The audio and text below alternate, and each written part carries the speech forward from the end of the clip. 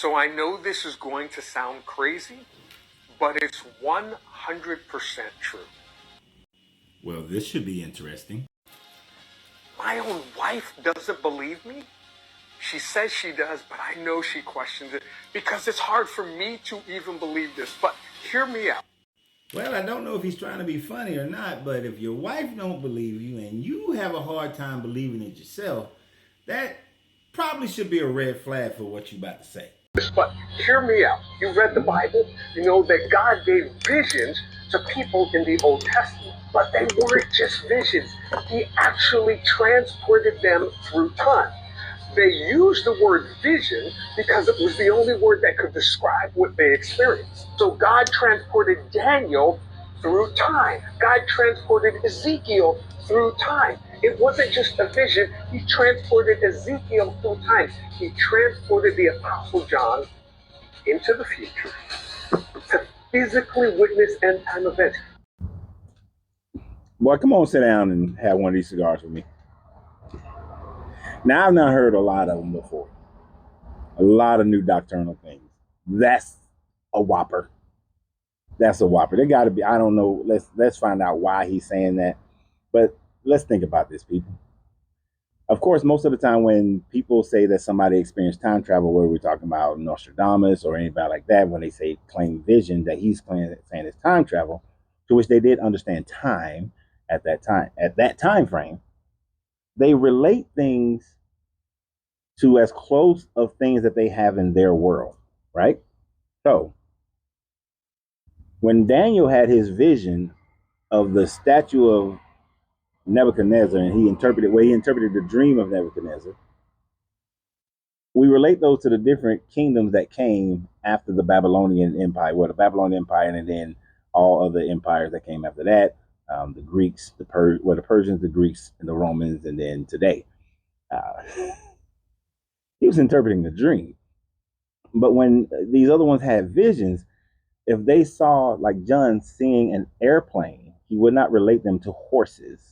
Airplanes are not relatable to horses. There's absolutely nothing that you would relate that into horses. He would have been like a metal bird or something like that. They, would have seen things, different analogies for what and how they describe things. In the same way that Nostradamus did, he used things that was relative to his time frame of knowledge to be able to relate those things. And I don't think that all the animals that they use and in their dream vision time travel coincide with the things that we have in today's world. To physically witness end time events. I know it's true because that's what God did for me. Can I get some lotto numbers? Can we get the Powerball number since you time travel? Can you tell us what companies that we need to invest in since you time travel? I really want to know those kinds of things. I'm pretty sure you saw more than just, some prophecy events. You have to notice some things around you, so you get that Powerball, bro. He transported me through time to experience biblical events. I know I'm a pastor. I know you find it hard to believe, but this is true. And that is the theme of my new book. That's it. That's it. You wrote a fiction book and you're trying to sell your book. Now it makes sense that you time travel. Now you wrote a book that's probably, because I'm not going to read it or pay for it, that probably has a bunch of vague prophecies that you can say, oh, the Euphrates dried up.